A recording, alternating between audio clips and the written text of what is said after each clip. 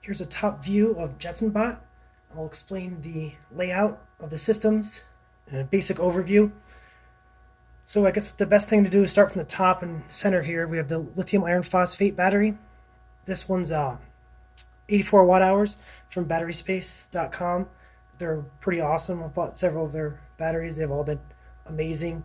So this is a really low weight 84 watt hour battery in order to not bog down the drive system, which you can see the two wheels here. I'll do a side view underneath later to show you the details.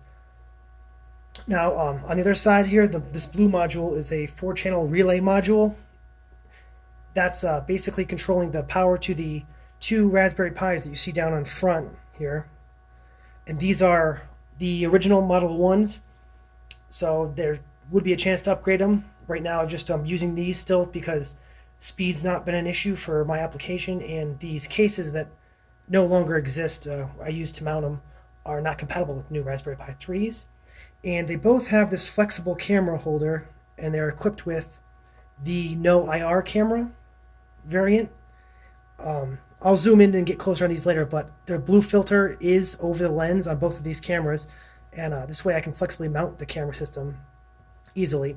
And then in the middle is a USB Logitech C920 web camera connected directly to the Jetson via a USB hub, which is over here. And underneath it is a 5-volt regulator that takes the input voltage from the battery and gives you 5 volts out, which this power bus has got all of the power connections. So the raw battery power comes in, we convert down, have a 5-volt bus. We also have a 12-volt bus, which is raw off the battery for the motors and the Jetson, because that needs the 12 volts. The router, which you're not going to be able to really see too easily, but it's underneath the Jetson, is a Wi-Fi router. These are the antennas that are sticking out.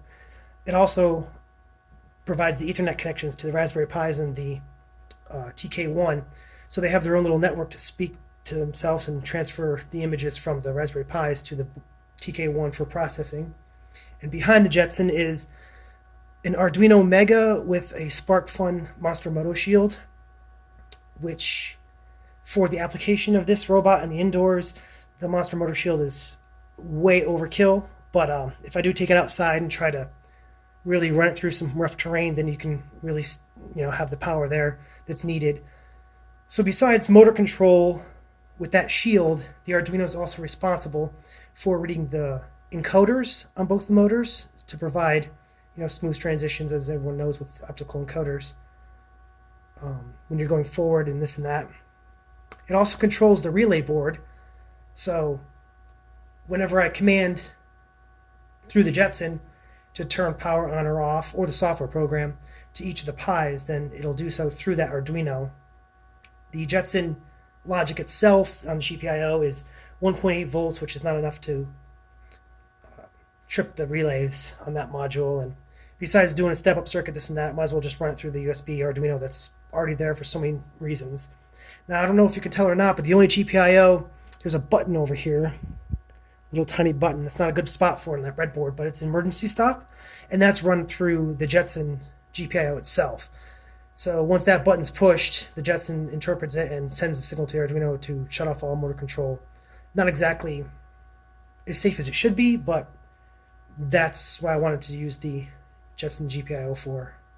Now, the board itself, I already told you that the Ethernet is communicating on a network on a LAN with the Raspberry Pis, but it also is equipped with a mini PCIe Wi-Fi module, which is configured to connect to my home network, so that way I can control the Jetson when I'm at home through my own LAN. And one of the things I love to control it with is the Pocket Chip. I don't know if you've heard of this before or not, but check it out. I think it's getchip.com. These guys are really awesome. This is an awesome handheld Linux computer. So I wrote this little GUI program that'll connect over my local network to the Jetson to control it. So what I'll do is, for example, I don't know if you're familiar with the Pis or not, but you can tell that there's no LEDs on the Pis down here, which means they're off. So I'm just gonna enable. So I just push the buttons, and now you'll see these LEDs, and the Pis are lit up. There's no LEDs on the relay module. You heard them click. They're booting up now, so they'll be on the network soon. But this little GUI module kind of makes it fun on the LAN, which is communicating through the Wi-Fi of the Jetson. But when it's out in the field, this router that's underneath the Jetson is blasting its own network, its own Jetsonbot network all the time. It's configured so that I can connect, this pocket chip if I want, or my laptop or whatever I have in the field to the Wi-Fi network, and then talk to the Jetson that way in the field. So it's kind of a interoperability. And on a side note, for any of the Linux nerds out there, when I'm on my LAN, I have the Wi-Fi interface on the Jetson be the default gateway. So I can update the packages on the Jetson when I'm at home, with the normal commands, and all that traffic's going to go through the Wi-Fi interface. It's not going to try to connect to the internet through the LAN interface, which is the Wi-Fi router, which is not connected to a WAN connection. So that's kind of a neat little feature. The Raspberry Pis themselves are not configured to update, and the reason for that is not because of the headache that's involved with that setup. It's just that because the software works for sending the images the way I want, I don't want to be tempted to perform any updates and potentially break that setup. So I kind of want to keep these guys on the basic version of everything that they're on. And one way to do that was to make it really tough for me to connect it to the internet to prevent that from happening, because I know I like to keep my things updated. Usually, so I probably would do that, and I'm sure it would break something.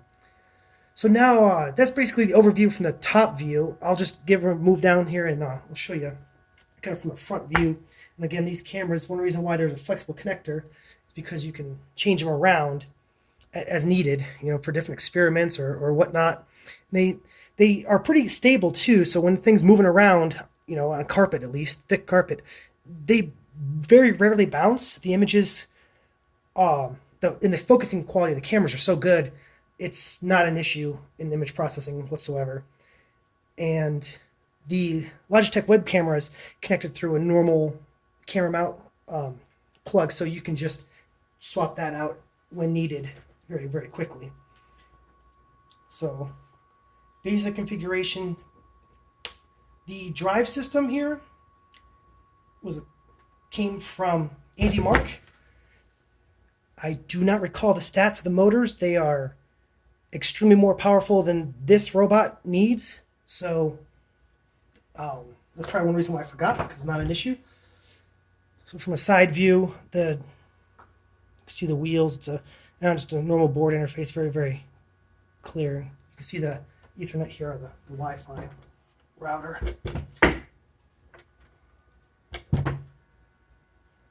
That's the basic overlay of Jetsonbot. Thanks for watching.